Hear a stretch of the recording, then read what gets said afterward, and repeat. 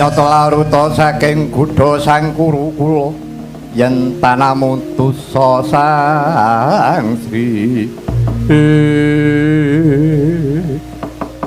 ora pangling lha iki rak Narayana. Nggih, Kanjeng Paman Prabu kula. Lho, lah kok malah kowe iki dadi bandan iki kepiye? Narayana. Kok wonten dawuh, "Jo gawe wirang, gawe isin." Minggat saka negara Mandura. Bare ketemu dadi bandan kaya ngono kuwi. Ngisi-sini ora gawe wirang, gawe isin kaya ngono kuwi. Nggih. Sewu lepat Jagung Pangaksama Paduka Kanjeng Koko Prabu. Miwah Paduka Kanjeng Paman Prabu. Milanipun kula dados bandan menika kula dados maling. Lho, maling? Maling piye? Nggih. Persajan kemawon rikala semanten kawan Durna menika ngoyak-oyak kayan Yayi Rukmini. Jalaran pambatangipun Begawan Durna menika kirang pratitis ingkang leres menika ingkang putra Yayi Rukmini dipun oyak-oyak lajeng kula ingkang mitulungi kula wujud brahala. Milanipun geger wonten buta ngamuk raseksanipun kula.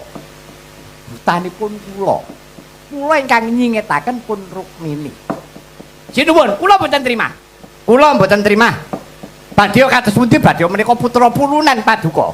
Nanging menika lepat kecah nampi pidana. Nampi pidana kang murat kaliyan dosa kalepatanipun. Remban. Inggih, sampun watos sing penggalih. Nggih, dinten menika kula ingkang badhe ngadili. Narayana, wonten dawuh. Dina iki paripaksa aku kudu nibake paukuman kelawan jeneng sira. Inggih. Menapa ing dados paukumanipun Kanjeng Paman Prabu badhe kula tampi. Kowe bakal nampa pidana pati.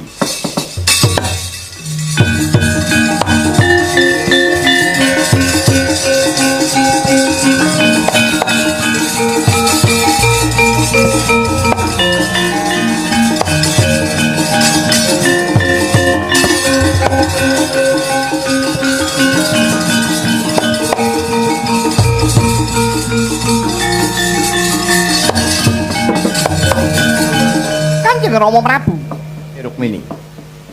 Menawi Paduka badhe ndawaken paukuman dhumateng Raden Narayana. Badhe nampi pidana pejah.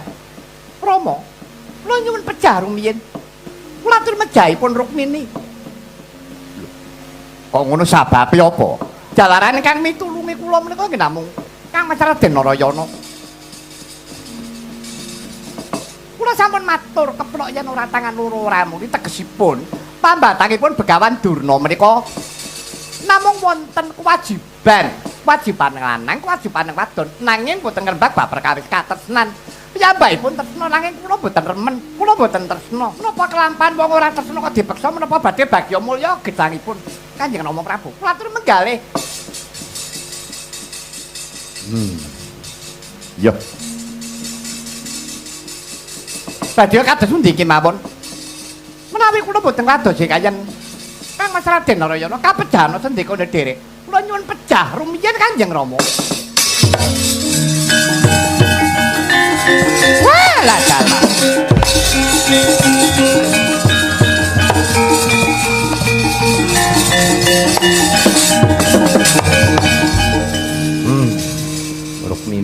Rukmini. Yo, tak pikir-pikir apa dikaya apa ya bener kowe Rukmini. Nek ya ora maido wong jenenge Begawan Durna wis selawase urip pancen ora tau ketemu kawan wanodya ingkang Sulistya Warna dadine Begawan Durna iki duweni rasa tresna seneng karo wanita iki ya ora kleru. Ya mung nyatane Rukmini ora gelem nglakoni kowe ya ora luput. Kowe jenenge tresna kuwi suci. Katresnanmu marang si Narayana rak ngono. Nggih Kanjeng Rama. Ya wis. Narayana, kula wonten dawuh Paman Prabu. Ya. Ibarate aku nitipake setetes daging stampel balung sak ceklek wujute si Rukmini tresnanana ya Narayana lahir trusing batin. Niki kisaken dawuh Paduka Kanjeng Paman Prabu. Ya.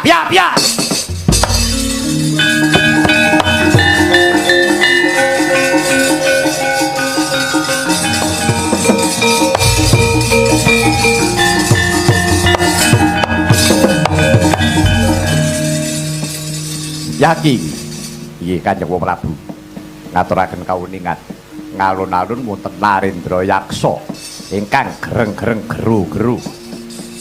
Sesumbar menawi Rukmini mboten pun paringaken kumbina badhe pun damel karang abang. Narayana. Wonten dawuh kok Prabu. Ayo. Saiki gelem temandang gawe apa ora? Kala semono kowe ngluputake karo wong tuwa ngluputake karo aku. Saiki ora iso ngrampungi gawe tak deplok dasmu kowe.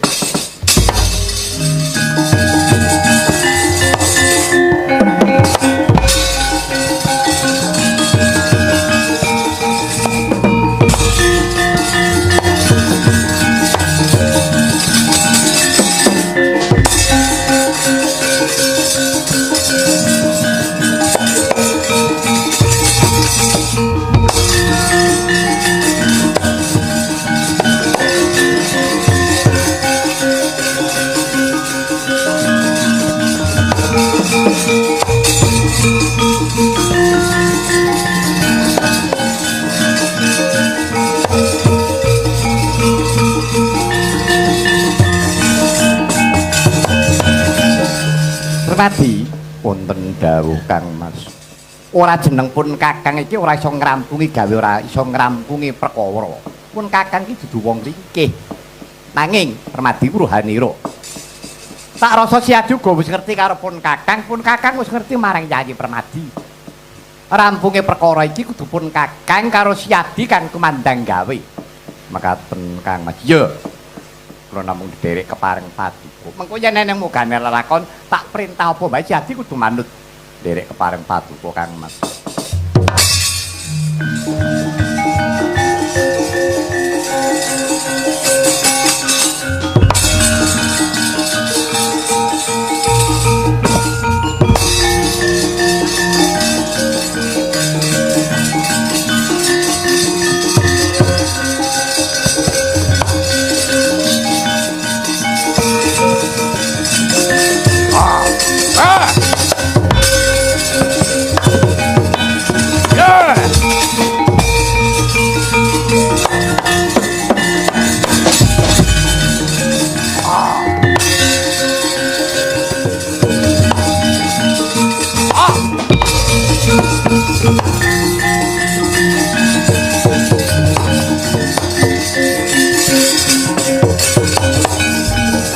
Pando Tatapi Soyo Indriyaksa Sara Maruta. Woi ladal sapa iki ah? Iki ana satra ireng cemani. Serayan Kumbina Narayana kekasihku. Sapa kowe? Narendra Dwarawati. Prabu Yudha Kalakresna. Karepmu dina iki aku bakal njaluk Rukmini putri Kumbina bakal tak jaluk Ndira. Rukmini wis dadi pawengkonku, dadi garwaku. Wah!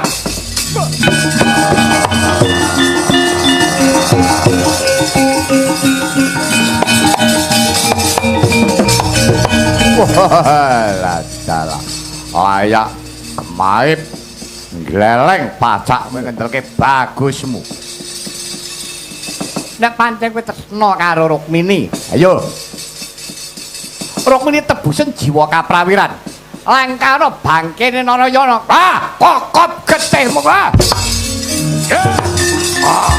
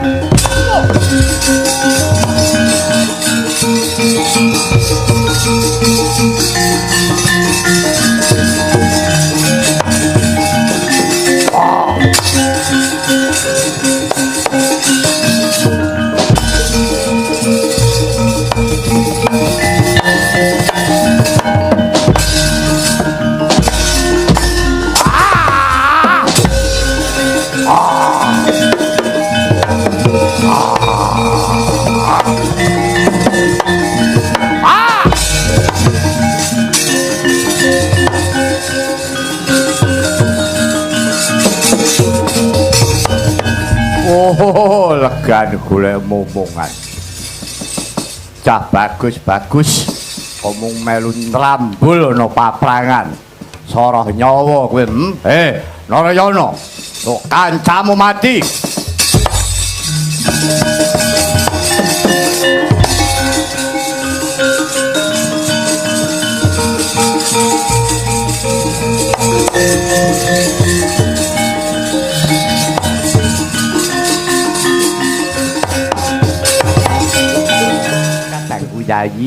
Yayi Permadi.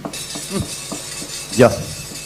Nadyan to Siadi cilik lara gedhe tepekaning pati Siadi labuh karo pun Kakang. Wis kinodrat. Pun Kakang Darsan Siadi ora bakal bisa pisah. Sang Hyang Wisnu Bindalah panitise. Yen Permadi mati aku ya melu mati. Aku mati kowe tetep belani. Nanging durung temeka kala mangsane Yayi. Aja kesuwen nggonmu sare. Ayo ngendile.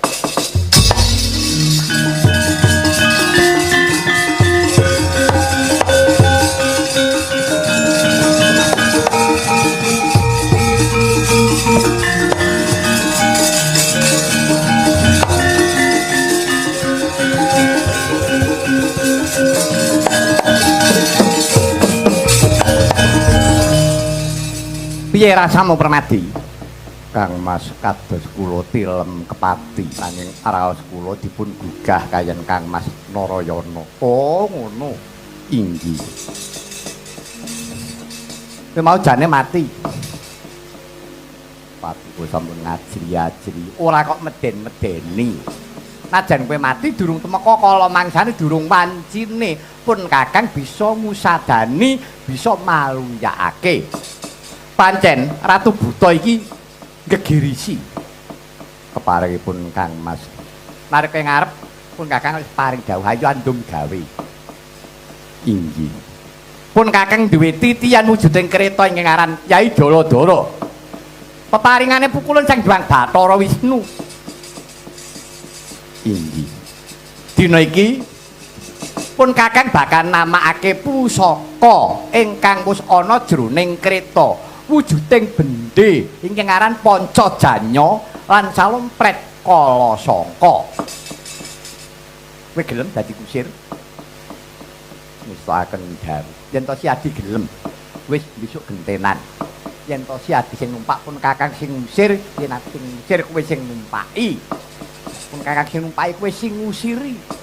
Jadi padha-padha ngene tumandang kula dherekaken.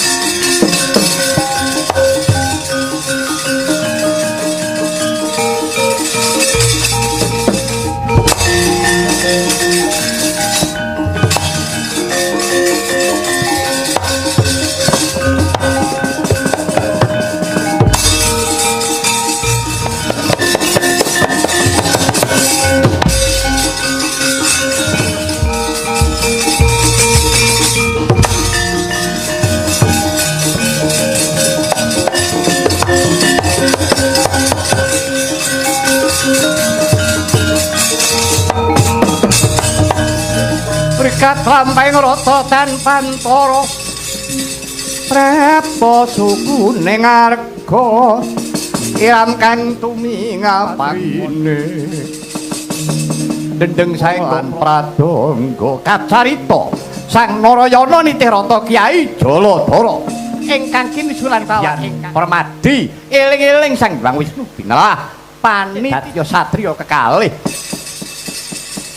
Narayana ingkang Nitirata permadi ingkang ngusiri rikala semana Narayana sigra anabuh bendhe panca janya nyebul salumpret kala sangka gumuruh suarane palagan ngati bingung liwung Prabu Yudha kala Kresna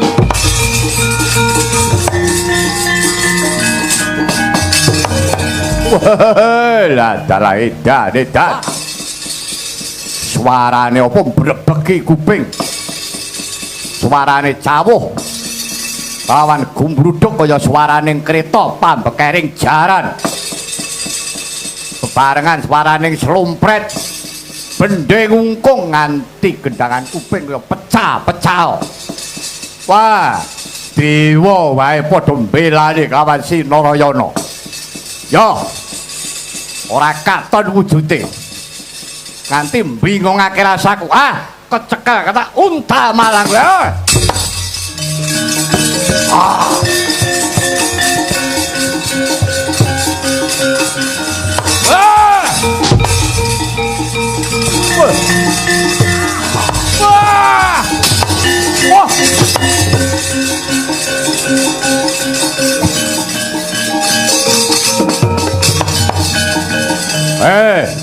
ngece kowe meduna metu saka jroning kreta aja bebingung rasaku ayo ketokno wujudmu ketokno dedapuramu barat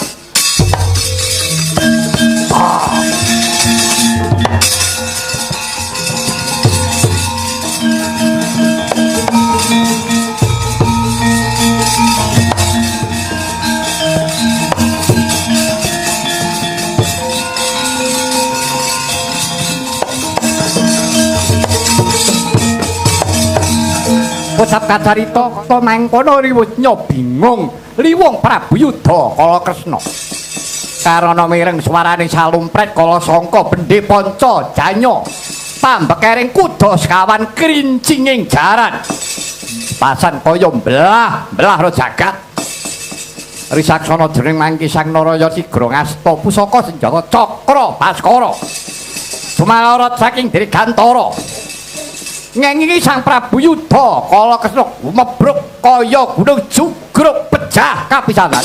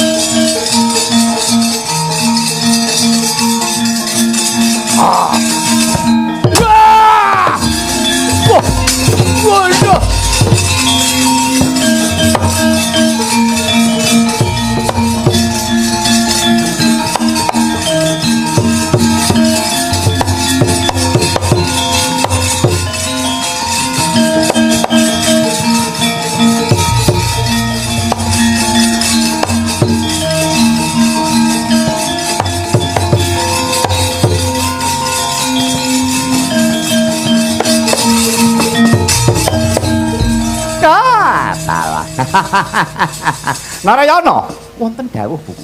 Nah, jumbuh kawan nalika sira antuk nugraha peparinge Sang Begawan Padmanaba sapa sejatine iku Sang Hyang Bathara Wisnu. Inggih buku. Nah, mula kang saka iku. Yudha kala Kresna wis temekaning pati. Sandangane Yudha kala Kresna nggonen patrapna yen wis mengkono negara Dwarawati iki dadi pawengkonmu coba luwih dhisik nggonen dhisik busanane Prabu Yudha kala Kresna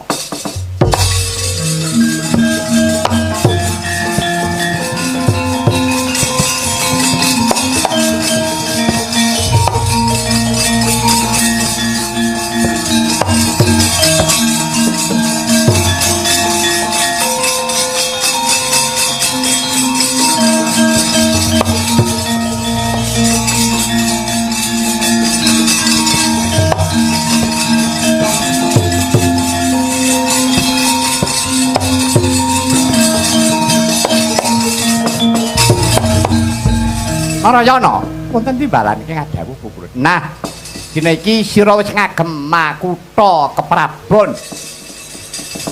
Dina iki sira ngayomi negara Dwarawati dijuluk Prabu Sri Bathara Kresna. Kresnane nunggak semi kawan Prabu Yudakala Kresna. Mekaten pukulun. Ya. Saiki genti. Udawa wene ana pakaryan.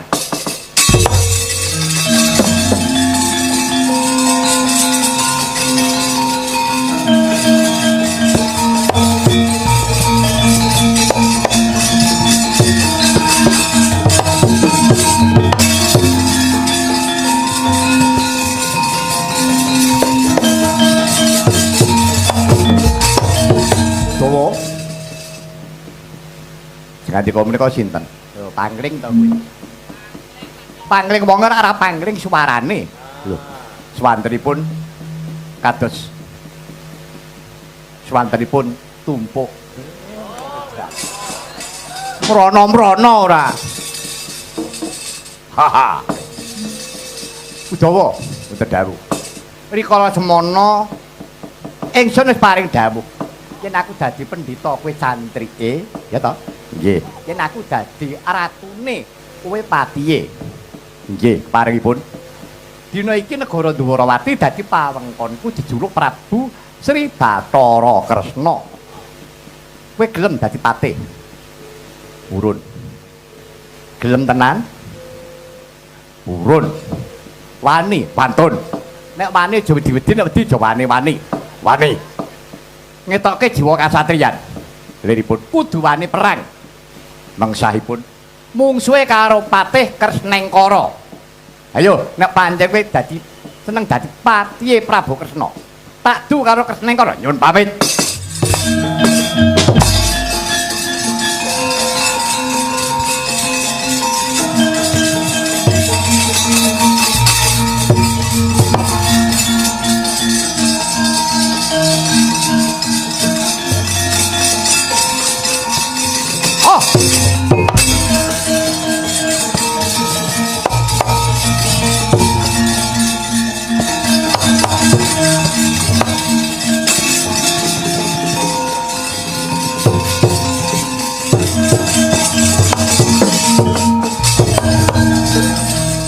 Sapa wani methukke lakuku?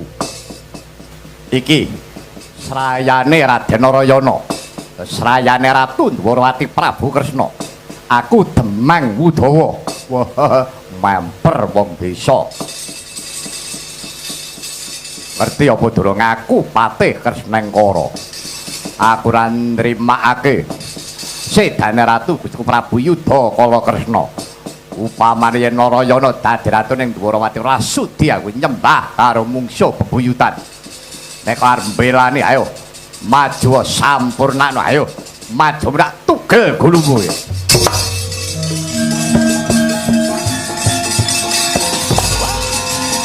Ah!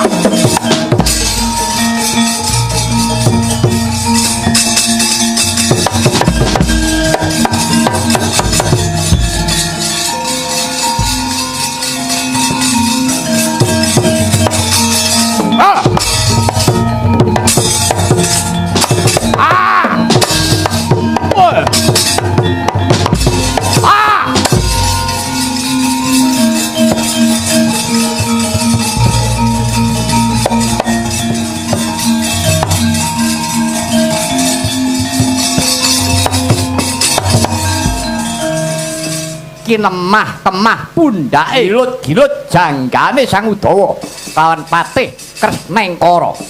Rikala semono kathak sigra ngunus curiga Sang Udawa. Pusaka keris Kyai Blabar sigra katamaken Sang Kresnengkara ica saking Panduru Manuksma marang angganira Sang Udawa.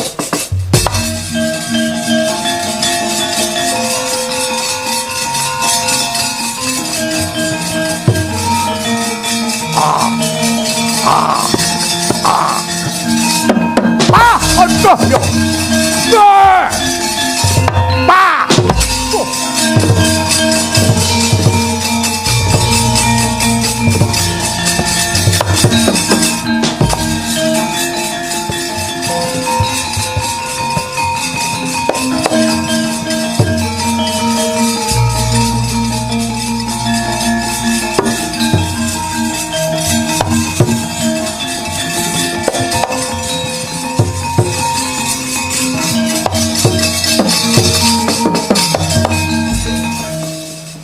Piye Udawa? Gelo manah kula. Gelo piye? Mengsah kula Kresnengkara. Kula dawahi pusaka kula. Jaripun pejah ical saking Pandulu. Mboten ngertos bangkenipun. Ngerti ya Udawa? Iki mau Kresnengkara wis mati nanging manuksma karo kowe, manunggal karo kowe. Oh, kula. Iya. Kula dipun tumuti kaliyan buta. Iya. Kok pelenggang-pelenggok lho. Nggih mboten napa-napa nek pun kebacut. Kula mangke nek film ning Kateng Kelindur. Wong edan.